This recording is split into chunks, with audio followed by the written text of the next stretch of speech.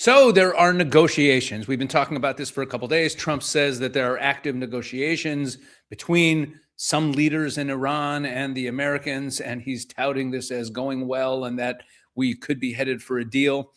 So we're going to break that all down through the eyes of Iranian regime media. That's right. To those of you who've been with me since the beginning of the war, we've been doing this around once a week, where we do a review of what Iranian state media is saying. And it's a fascinating window into where they want this to go and how they see all the strategic calculations. If you're new to this, you're going to enjoy this one. These are important videos. Before we get to that, please make sure to visit Israel365charity.com and click on the Israel is Under Fire banner. There are still many, many families, a growing number of families who are struggling with a whole range of issues having to do with the attacks from Iran, from damage to their homes, loss of their homes, loss of family members, injuries, children at home, inability to work for a variety of reasons, stress, the Passover holiday coming up, and the list goes on and on. The home front challenges right now for Israel are many, and the resources are stretched thin. And this is a great way for you from a distance to participate in what is going on here and alleviate some of that stress.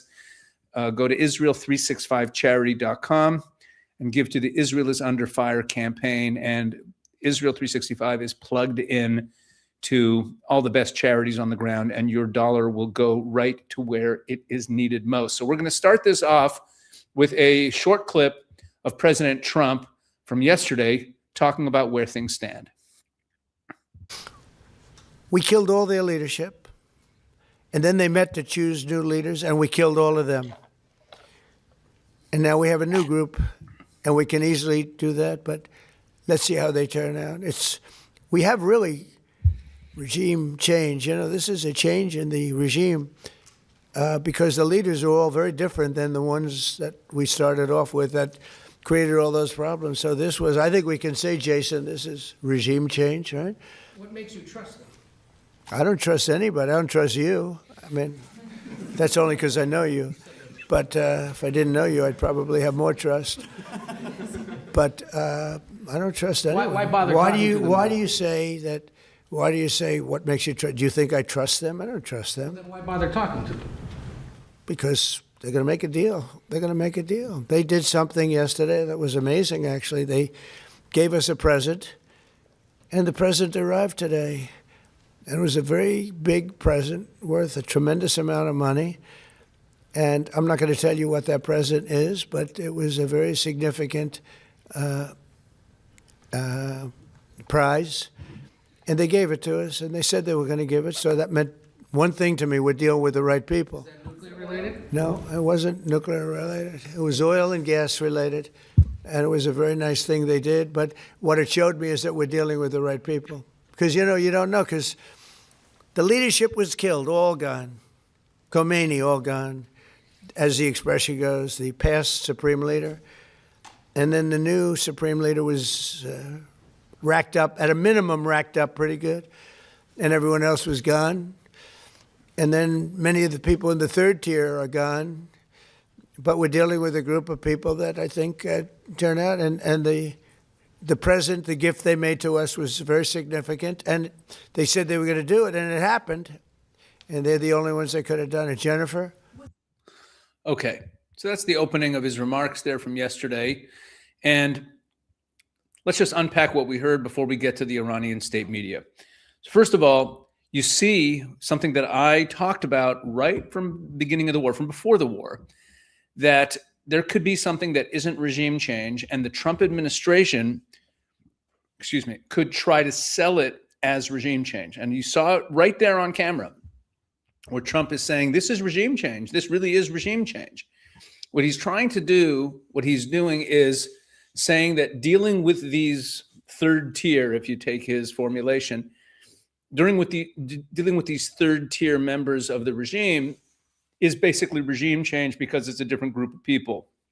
Now, that's not regime change for the Iranian people, that's for sure, and certainly wouldn't satisfy the Israelis. So remember, this regime has this massive international apparatus of proxies and trafficking in drugs and human trafficking all over the world. It's a huge multinational criminal apparatus. They've also oppressed their people. The criminals who've been massacring their people are all still there. They're not all still there, but meaning that it would leave that structure intact. This is Trump trying to tout a kind of Venezuela model. And if you don't know what I'm talking about, watch previous videos or, just look it up. He's looking at this Venezuela model here and trying to tout it as regime change. And then he says that the way he knows he's talking to the right people is because the things that they say they're going to deliver on, they deliver on, and negotiations. Okay, so that's the American line, that there are negotiations happening. Now let's go over to our favorite Iranian state outlet, WANA, and see what they have to say. So this is the front page today, WANA News, front page, top news. And if you've been with me before, you know that the top news is never actually a news item. What's the news item? Ceasefire or deception? Tehran's doubts amid war. Now look at some of the other headlines before we get into that story. How did Iranians react to Trump's rhetorical retreat? What was Trump trying to achieve with his new Iran remarks? Trump delays Iran strike. Tehran denies talks. You see, it's all about, meaning the top four stories here, the top one and the next three are all about the, what was Trump trying to interpret Trump and what is he trying to accomplish? But let's go to the lead story. Ceasefire or deception, Tehran's doubts amid war. As the war between Iran and the coalition of the United States and Israel enters its 26th day, renewed talk of negotiations and a potential ceasefire has begun to surface in Western and Israeli media circles. Reports, including those from Yediot Ahronot, that's an Israeli paper, suggest that Washington is pushing for a temporary ceasefire lasting roughly 1 month to allow space for discussing a broader agreement framework. Okay, and then it talks about how this all started because the Americans and Israelis started it and how they're at fault. From the perspective of analysts close to Tehran, and this is standard in the regime media, where they just talk about analysts and they don't name them, or they say experts say and they don't name them. They do it all the time, and we'll see it a few times in these pieces. From the perspective of analysts close to Tehran, however, the ceasefire proposal is not viewed as a genuine step towards peace, but rather as part of a recurring pattern, one in which military pressure is paired with diplomatic signaling. In this view, similar pauses in past confrontations have primarily served as opportunities to regroup forces and manage wartime costs rather than paving the way for lasting de-escalation. In other words, Trump is deceiving us, and this isn't real negotiations. It's just a strategic pause for him to then regroup the forces, manage the wartime costs, and plan for the next stage of attack. Within this framework, the push for a ceasefire by the administration of Donald Trump is interpreted by some, there it is again, they're always very vague, experts and some people say, as a reflection of mounting pressure. Trump's caving to pressure. That's part of the narrative. Beyond the battlefield, the war has imposed significant economic strain, including disruptions to global energy markets and rising operational costs. A temporary halt in fighting could offer a chance to ease these pressures and prepare for subsequent phases of the conflict. So that's why Trump is doing it. He doesn't really want to end the conflict. Trump is cracking under pressure. That's the narrative here. A key variable shaping Tehran's position is the shift in its internal and strategic calculus. What do they mean by that? Iran has sustained substantial losses, including high-level casualties and damage to both military and civilian infrastructure. Under such conditions, the cost-benefit analysis surrounding negotiations has evolved. Observers note, there it is again, that the notion of negotiating for compromise is now met with considerable skepticism. So the thrust of the piece is, so far, Trump is cracking under pressure, and that this whole negotiation thing is Trump is showing that Trump is feeling the stress and wants to end this thing. So it's Trump bowing to pressure. And number two, that we don't believe him. We, the Iranians, don't believe him, and they're skeptical. Okay. At the same time, diplomacy has not been entirely ruled out. There are indications that indirect communication channels remain active, messages exchanged.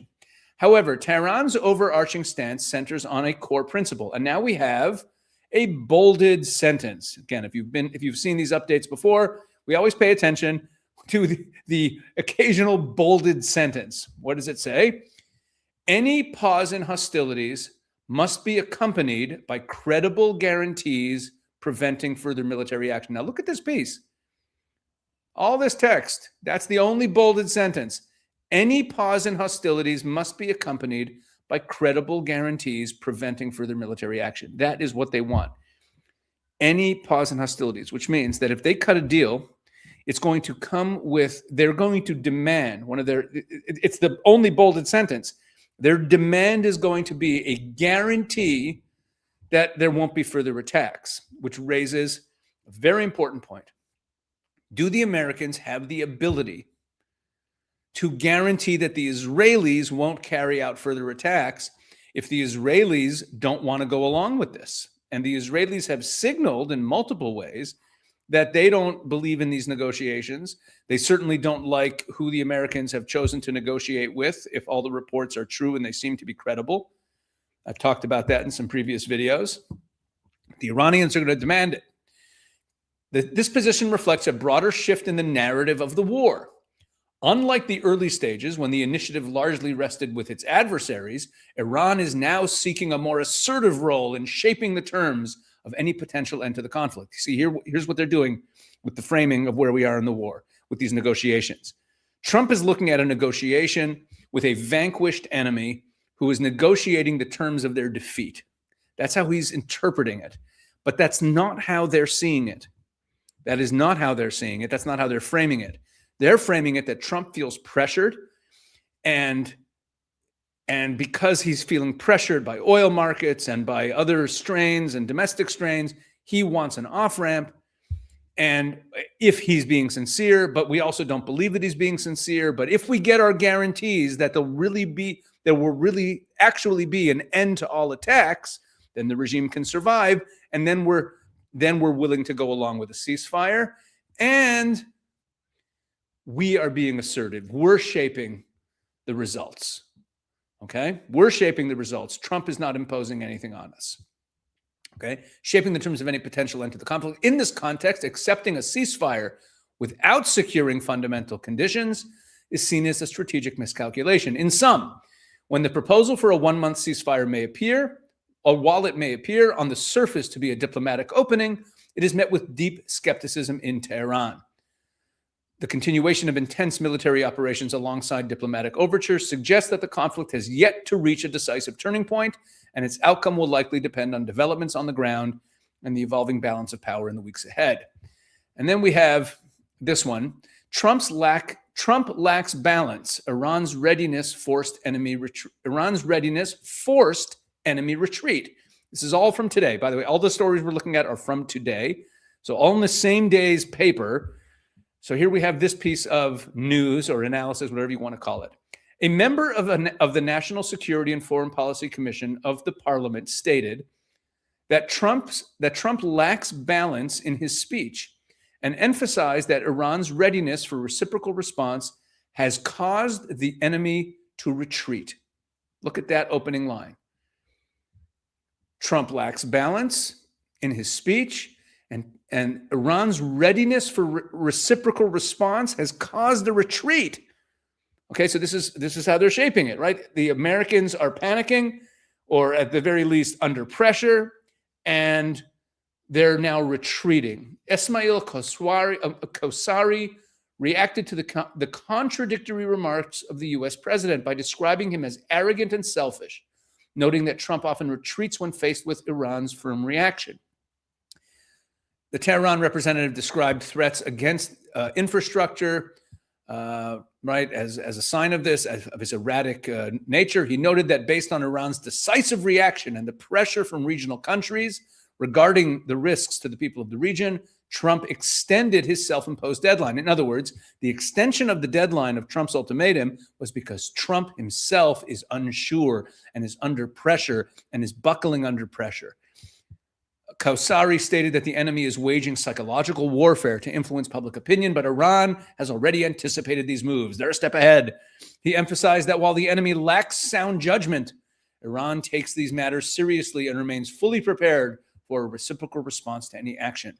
Regarding the requirements for any potential agreement, the lawmaker mentioned several key demands, including the control of the Strait of Hormuz and payment of reparations, since the U.S. and Israeli regime were the aggressors. So here they're saying they only mentioned two things here among the key demands. We've already seen the demand for the end of hostilities in the other article. In this one, we have the demand that Iran retain control of the Strait of Hormuz. Trump has ruled that out. And that the United States and Israel pay reparations to Iran. He further stressed the necessity of removing U.S. bases from the region, another demand, and warned the occupying regime, that's Israel, that Iran maintains the right to confront any aggression against the resistance front. The resistance front is the Iranian regime's name for its proxy network. Hezbollah, Hamas, Houthis, Palestinian Islamic Jihad. They call that the resistance front. So look what they say here. Part of the terms of their agreement are that they're still going to have a proxy network. It's insane. Other major demands highlighted by Kausari include the provision of international guarantees to prevent future U.S. aggression. There you go. That we saw in the previous piece. The complete lifting of sanctions and return of all assets stolen and taken abroad by the former Shah. Okay, so this is a funny piece from a propaganda perspective, because what is it? It's basically a press release saying what their demands are, and positioning Trump as weak and confused and under pressure. So they put it into the mouth of some member of the parliament who is a representative from Tehran, and they make it an article about stuff he said. Okay, there you go. So we see what they want. Now, this is a really interesting piece here. How did Iranians react to Trump's rhetorical retreat? How did they react? So this is an interesting piece. We'll look at the opening, and it's a very long piece. We're not going to read all of it. We're going to jump to the end after I tell you what it's all about. So this piece, the first half of it, is all about how regular Iranians are reacting to Trump's move to negotiations, which they're calling a retreat. Remember, they're interpreting the desire for negotiations on the American side as a sign of weakness. Because if you're winning a war, why would you negotiate? Why would you call for negotiations? If you're winning a war, you just keep winning. That's the way they think. Why would you ever stop? Trump says he wants to stop because he wants to prevent more loss of life. He's thinking he's an ethical Western person. But they're looking at him and saying he's retreating. So how do the Iranian people react to this? Hours before Trump's deadline for reopening the Strait of Hormuz was set to expire, and after threats to target Iran's electricity infrastructure, the U.S. president suddenly changed his tone. He stepped back from the prospect of an attack, extended the deadline by 5 days, and claimed that there were constructive talks. But of course, the Iranians denied it. And then it goes into what people were saying. A debate intensified over Trump's claim that talks were underway. And then we have reactions from several Tehran residents. One Tehran resident, notice there's no name, it's a fake person. One Tehran resident responding to the latest messaging said, "We should not back down. He didn't even let the smallest crime go unanswered. The smallest of them was the Dena destroyer. That was a ship attacked by the Americans. Our boys were burned alive because of that crime. We should never back down because of what he did." End of quote from one Tehran resident. More than a purely emotional outburst, the statement reflects a broader sentiment among part of Iranian society. In the middle of a war, any talk of negotiation that comes hand in hand with threats is no longer seen as diplomacy, but as deceit. And then it quotes another citizen saying that we shouldn't trust Trump. And then a woman in Tehran saying that, again, it doesn't name her, it just says a woman in Tehran told Wana News that if Trump really cared about the Iranian people, he wouldn't be, he wouldn't be threatening, civilian infrastructure. This remark highlights one of the most important social layers of the story. The public reaction is not necessarily an ideological defense of the political system, but a rejection of the notion that external pressure, sanctions, and military threats can be legitimized under the label of supporting the people. This is a very interesting paragraph. See, here, they know that in the West, everyone knows that the majority of Iranians hate the regime. So what they're doing here, it's almost like a little like a limited hangout. They're saying, look, the Iranian people are really upset, and they want to signal to the West that the aggression and the threats are turning the Iranian people back towards support for the regime, or at the very least, turning the Iranian people against the Americans, against the Israelis. Okay? But they don't want to make the case that these people are turning against the Americans because they're now ideologically supportive of the regime, because that's not plausible. So look what they say. This remark highlights, meaning they're quoting these people in Tehran who are upset. And the last one they quoted was this woman in Tehran who was saying that if Trump really cared about the Iranian people, he wouldn't be doing all this. And then it says that much of the public reaction is not an ideological defense of the political system, meaning they're not supportive of the regime. We're admitting that, but it's a rejection of the notion that external pressure is supportive of the people, right? They're trying to signal that the Iranian people are going to turn against America. And this is a narrative that we've heard out there. In fact, when I was on Steve Bannon's War Room earlier this week, arguing with him, pushing back on him, it was really over this point where Steve was parroting this propaganda that he'd heard, that the Iranian people are rallying around the regime. And I was basically saying to him, that's insane. There's no basis in reality for that. Okay. And then it goes on with more of this, that the public is tired of negotiations and don't trust them. Now, towards the end of the piece, there's another man in Tehran, blah, blah, blah. But look what happens down near the end of the piece. Here. It turns into a piece of analysis. It stops with all of the quotes from the people in Tehran. And at the bottom of this piece, it's almost like one big buried lead. A buried lead in a news story is that often key information that is being conveyed in a news item is left for the end because they want to put it out there, but they don't want it to be the headline. Look at this. This is the key of everything we're reading in this video. Why doesn't Tehran consider this negotiation? And remember, the title of this piece was supposed to be about how Iranian regular people are reacting. But here's a piece of analysis. On the surface, Trump says contacts have been taking place. Tehran says no negotiations are underway. Okay, this contradiction is not merely semantic. It reflects a strategic disagreement over how the current situation is defined. The dominant view in Tehran is that even if messages have been exchanged, they've been mediation, warnings, message passing, or crisis management efforts, not negotiation in the real sense of the word. So they're saying, yeah, we have been talking. They don't want to say that that the Americans are all lying, that there's been, and when they say there's no negotiation, so they're saying, yeah, there's been some contact, but it's not a real negotiation. For the Islamic Republic, the term negotiation carries heavy political baggage. Accepting it in the middle of attacks and threats could be interpreted as a sign of retreat. This is an interesting tell. They're saying the reason that we refuse to acknowledge that it's a negotiation is that we don't negotiate under threats and under fire. And if this is actually a negotiation, then it would be a sign of retreat, but we don't negotiate under fire. Okay, now look at this. That is why Tehran is trying to cement the following narrative. And then 3 narrative points that they are saying that Tehran wants to cement. Such an interesting thing. It's almost like they're telling you what they're doing. They're telling you what the propaganda machine is trying to do. Tehran is trying to cement this narrative. Point number 1, the United States did not enter talks from a position of strength.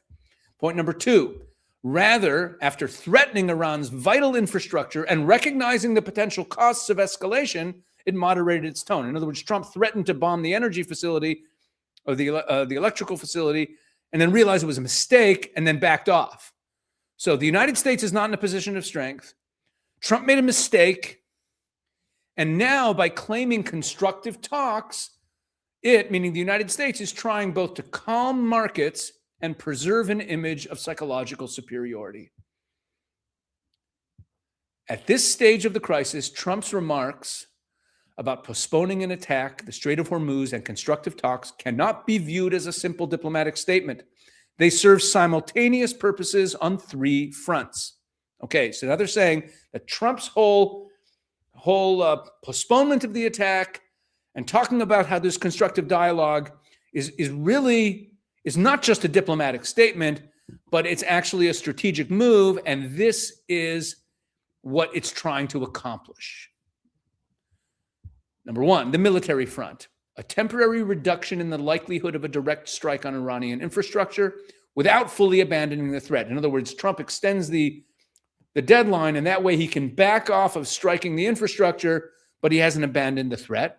Number two, the energy front, preventing a sudden shock to oil markets and containing global fears over the closure or insecurity of the Strait of Hormuz. And number three, the psychological front, projecting the impression that Iran, under military pressure, has been pushed towards contact and dialogue. So it's saying this is why Trump's actually doing this. He wants to calm the energy markets. He wants to keep the threat on the energy infrastructure without actually fulfilling it. And he wants to project the psychological advantage that Iran has been pushed to dialogue. Remember, Trump said, they called me, I didn't call them. But what emerges from both the reactions in Tehran and the official statements is that inside Iran, at least for now, this narrative has found few buyers. In other words, we're not buying into Trump's smoke and mirrors. The reaction recorded in Tehran, the reactions recorded in Tehran reveal an important point. So now they're referring back to all of those people on the street, those man on the street reactions that were the first half of this article, of those unnamed people. And it says, Iranian society is not necessarily monolithic, but in the face of external pressure and Washington's contradictory narratives, a shared skepticism has taken shape. This is echoing the same narrative that we saw earlier, that, and look, it's bolded. This is a bolded sentence, that Iranian society, while not monolithic, when the external pressure creates a consensus around skepticism of the Americans, that the pressure from the Americans is causing the people to move back toward, not necessarily towards the regime, but become more hostile or skeptical of the Americans. Some are angry, some are exhausted, some are anti-war, some distrust both sides. But across nearly all these voices, one line keeps repeating, bolded line. People do not want war, but neither are they persuaded by peace that comes through threats, sanctions, and attacks. And that's pretty much it. Okay. And finally, what was Trump trying to achieve with his new Iran remarks? And then, so this piece, most of it is just quoting Trump and insulting him, and stuff that we've already said. But then look what it says down here. It talks about how Trump said they can never have a nuclear weapon, how the things that he said were contradictory. And this is the part I wanted to read. Trump also commented on Iranian oil experts. I just want as much oil in the system as possible. Whatever little money Iran makes is not going to make a difference. This position comes at a moment when the crisis between Iran and the United States has become one of the most sensitive points of the intersection between regional security and the global energy market. Any threat will reverberate through oil prices everywhere. Was Trump's 5-day window a real delay or a strategy to manage oil shock and psychological warfare? Look at this. This is absolutely fascinating. If Trump's remarks are read not merely at the level of rhetoric, but in the broader context of timing, energy markets, and narrative warfare, the 5-day deadline he reportedly set before a possible strike on Iran's critical infrastructure may represent far more than a simple pause or a full retreat. It may instead be part of a multi-layered strategy designed to simultaneously manage the battlefield, the oil market, and public perception. These are the three things they keep talking about. In previous articles that we've read in this video, we've seen these are the three things they believe that Trump is trying to accomplish: manage the battlefield, manage the oil market, and manage public perception. One serious possibility is that the 5-day window is not simply a diplomatic pause, but a calculated effort to push the crisis toward the end of the trading week when global oil markets are closed. If a strike were to occur at that point, the initial shock could be partially softened by the 2-day market closure, reducing the immediate psychological and speculative spike. In other words, if an attack happens while markets are open, oil prices could react and sharply and instantly. If it happens over the weekend, part of that panic is absorbed during the closure, making Monday's reopening potentially less explosive. And this is why, and then it goes on to say that this is why some analysts, of course, never naming them, say that Trump's 5-day deadline is just really a smokescreen, because that it's really just a cover for more attacks that are coming. And then it talks about how this is coming at a time where, where Iran has accomplished many things on the battlefield and the Americans are backing off. And we'll jump down here. The picture is increasingly clear. What is unfolding is not just a nuclear bargaining round, nor merely a simple military threat. It is a 3-front war being fought simultaneously across the battlefield, the oil market, the psychology of public perception. Okay, that is what WANA is saying today. And just for good measure, we'll go over to Tasnim. I mentioned that Tasnim is another Iranian state media. Here's the difference between them. WANA is more of their narrative shaping propaganda machine, and that's why I'm much more interested in it. Tasnim is much more of a kind of news ticker, but here's the other difference. Tasnim is more transparently the mouthpiece of not the government of Iran, but the IRGC, the Islamic Revolutionary Guard Corps, the bad guys, the guys who are really running the show. This is their English language, outward-facing news outlet. And look at their headlines today. Okay, this is today's Tasnim. First, Iranian intelligence foils Zionist plot, arrests a bunch of agents. Israeli army fuming at Tasnim, saying that the Israelis don't like something that they wrote. And then it has Kalibaf warns U.S. not to test Iran's self-defense resolve. And then Trump caught manipulating markets with fabricated Iran talks announcement. On WANA, the top 4 stories were all about Trump and the negotiations. On Tasnim, the top stories are just about how, Iran fighting back and cracking down. And they mention the negotiations only in the context of saying that they're fabricated and fake. So that's an interesting contrast there. All right, so that's our review of Iranian state media as it stands right now. Just to sum things up, what we're seeing here is that the Iranians their narrative is, we don't trust that Trump isn't deceiving us, and he's only moving to negotiations out of weakness, out of indecisiveness, out of looking for an off-ramp, and it shows that what we're doing is working. And by the way, it could be true if Trump actually secures this deal with Kalibaf or these other guys, even though he sits there in the Oval Office that I opened with that video claiming that this is regime change. It will not be viewed as regime change by anybody in the Middle East, and certainly anybody in Iran, including the Iranian people.